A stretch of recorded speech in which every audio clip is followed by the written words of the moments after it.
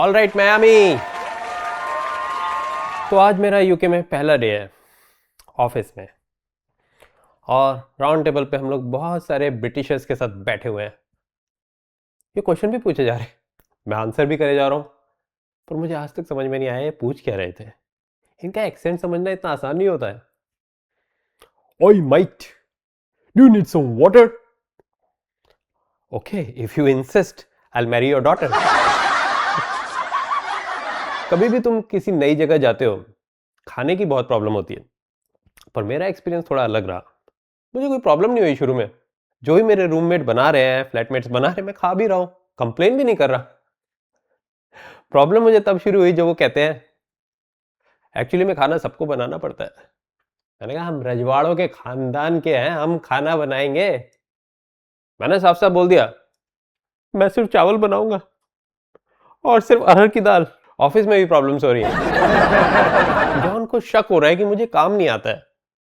अबे तू हम पे शक कर रहा है, तुझे पता नहीं क्या मुझे सच में काम नहीं आता। एक दिन आके मेरे पास बैठ गया, कहता है ये डिप्लॉयमेंट कैसे होता है।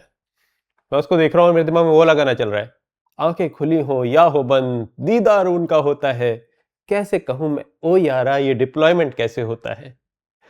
मैंने जॉन को बोला John you are the boss, you don't do work, you just talk talk talk. मुझसे कहता है बॉस इज वर्किंग टू। मैं कहा अबे साले, हमने तेरे को कभी काम करते हुए देखा ही नहीं। सारे दिन मोनिका लाल के पीछे पड़ा रहता। मोनिका लाल ऐसी लड़की है जिसको लाल रंग बड़ा पसंद है, लिपस्टिक भी लाल, कोट भी लाल और चड्डी भी लाल। अब तुम कहोगे तुम्हें कैसे पता कि उसकी चड्डी लाल? अरे तुम्हारे भाई को सब पता रहता है। फेसबुक पे उसका प्रोफाइल देखा, पता है क्या नाम था? मोनिका लाल चड्डा।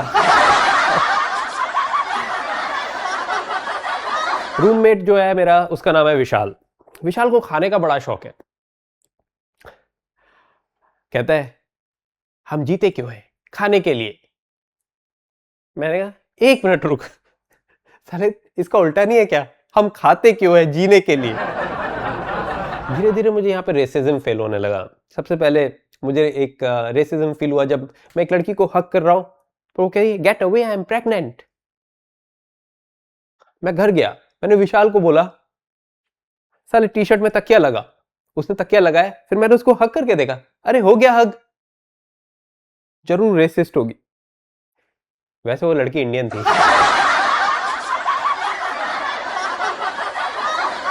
फिर हम घूमने गए, लंदन ब्रिज देखा। लंदन ब्रिज में भी रेसिज्म।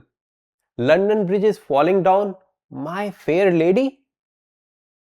अरे इसीलिए तुम्हारा लंदन ब्रिज अभी तक फॉल नहीं हुआ, हमारा तो रोज नाइट फॉल हो रहा है।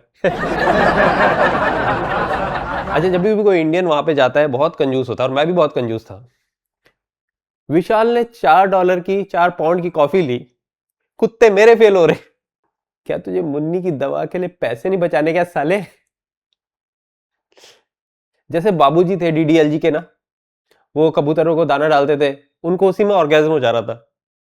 मैं भी पैसे बचा रहा हूं, मुझे ऑर्गेज्म हो जा रहा है।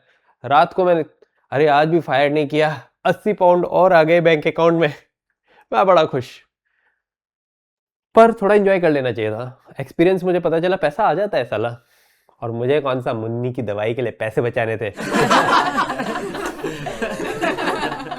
उस टाइम भी यूके इतना एडवांस था, यू वोंट बिलीव। जो हमारा मकान मालिक था वो बाहर पड़े हुए जूते गिनता था, क्योंकि फ्लैट में सिर्फ 4 लोग अलाउड थे। अबे हम फ्लैट के अंदर जूते उतार देते थे और 6 लोग रहते थे। अबे गधे, तू कैमरा लगा ले भाई। हमें अपने दद्दू के लिए बुरा लगता है कि दद्दू तुम इनके गुलाम हो गए। मंदिर से जूते उठाते और इनकी आर्मी के आगे डाल देते भाई। खैर रेसिज्म तो था वहां। धीरे धीरे जॉन मेरे और पीछे पड़ने लगा। एक दिन डिप्लॉयमेंट चल रहा है प्रोडक्शन का, कहता Amit why it is so difficult for you, America has gone to moon. मैंने कहा John why are you asking me, I have not even gone to honeymoon. मैंने कहा जॉन एक बात बताओ, अगर तुम अपनी बीवी को अपनी गोद में भी बैठा लोगे तो भी क्या बच्चा 4 महीने में हो जाएगा? अरे बच्चा तो पूरे 9 महीने में ही होगा ना। बुरा लग गया उसको, शॉक रह गया वो।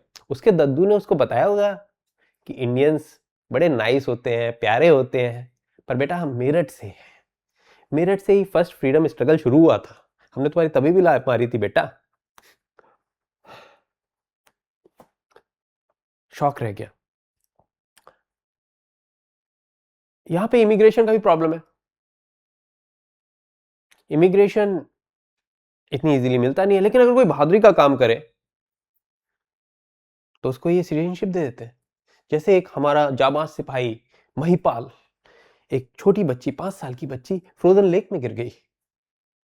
महिपाल ने उसको पूरे आधे घंटे तक लेक के ऊपर रखा, फिर रेस्क्यू ग्रुप आया, उन्होंने दोनों को बचाया और महिपाल को उन्होंने यूके की सिटीजनशिप दे दी। Good job, amazing. पर साले ये पूछना भूल गए कि उसको धक्का किसने दिया था। अजय, ब्रिटिशर्स का एक आर्ग्यूमेंट है कि जो किया हमारे दद्दू ने किया, हमने थोड़ी किया। तुम्हारे दद्दू ने गन्स चलाई, लोग मर गए।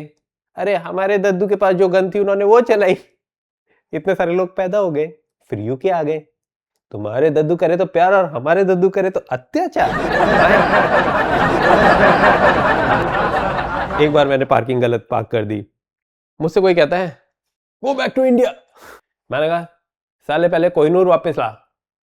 मैं जाऊंगा पर कोहिनूर वापस लेके जाऊंगा चोटे। अगर कोई तुम्हें इस तरीके की बातें करे और अगर तुम नहीं रिएक्ट कर रहे हो, इसका मतलब ये नहीं कि तुम कावर्ड हो, तुम बस ये चाहते हो कि सिचुएशन एस्केलेट ना हो, सिचुएशन वायलेंट ना हो। राजा हिंदुस्तानी का हमेशा वो वाला डायलॉग याद रखना, कुत्ते भौंकते हैं तो भौंकने दो राजा।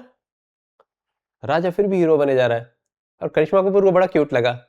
राजा तुम कुत्ती हो, कमीने हो, उल्लू के पट्टे हो, हरामजादे हो, राजा तुम क्यूट हो, क्यूट।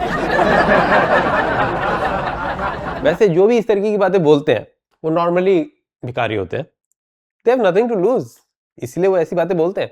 पर कुछ लोग शौक के लिए भी बोलते हैं, जैसे डोनाल्ड ट्रंप।